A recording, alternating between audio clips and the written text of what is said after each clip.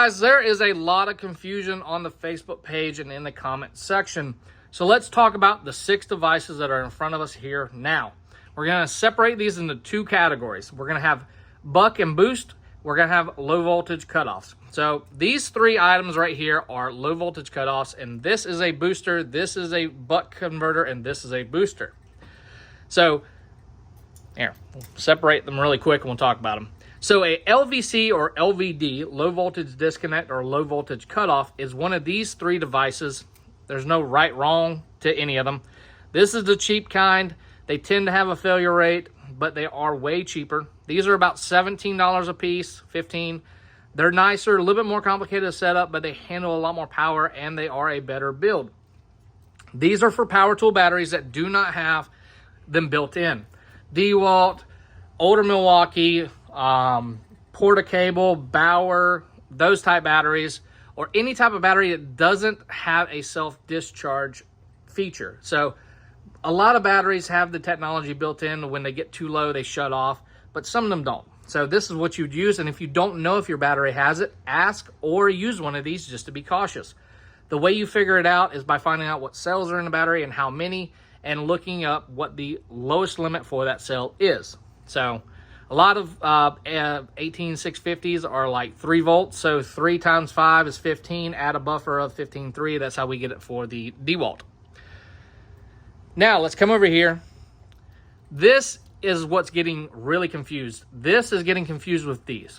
This is a buck converter. This takes a input voltage and reduces it to an output voltage and an output current.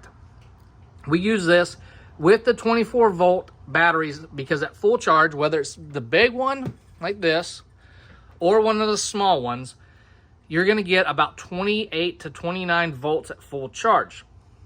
Well, the 1002T is the amplifier we recommend using with the 24 volt battery.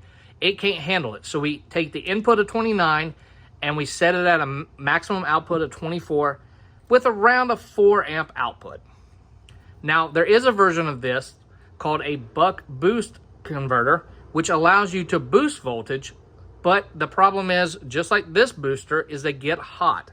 So this is a booster. It takes a 12 volt, 24 volt, 36, and you can boost it all the way up to 48. The more you boost, the hotter it gets. So if you go from 12 to 36, this thing's gonna be roasting after an hour of playing. You're not gonna want this in a box, I can tell you that now. Heat, foam, do not mix. I only recommend taking this and say you've got a 32 volt battery or a 29 volt battery and you want to boost it to 36 for a little bit and try it, see the difference. Good for testing. I don't recommend these. I don't recommend any of y'all boosting these batteries more than 12 volts. If you have a 12 volt battery, buy a 24 volt battery. If you have a 24 and you want 36, get a 36.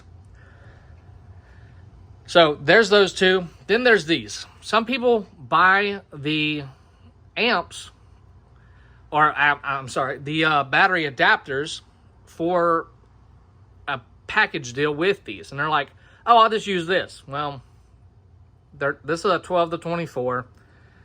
It takes 12 volts in, 24 out. This thing gets hot. And when I mean hot, there's a reason it's got such big metal fans. Will it work? Yes. Do I recommend them? No.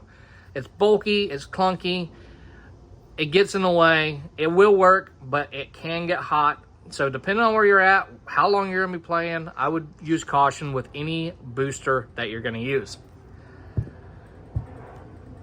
Now you can add fans to your build, a whole bunch of 9 yards. Now boosting batteries. People wanna know, this is a side note.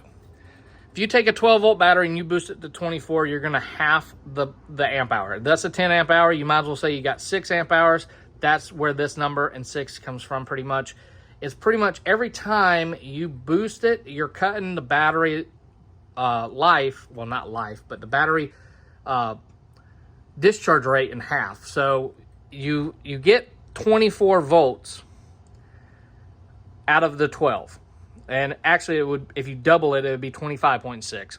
You would get 6 amp hour, but you would take, if it has a 10 amp discharge, it would give you a 5 amp discharge. You always half the current when you double the voltage. It's kind of, you know, as far as principle goes. So I don't recommend doing that because, one, you got less current, you got less amp hour, you build up more heat, whole bunch of problems. I don't recommend boosting. Y'all won't hear me really talk about boosting a whole bunch.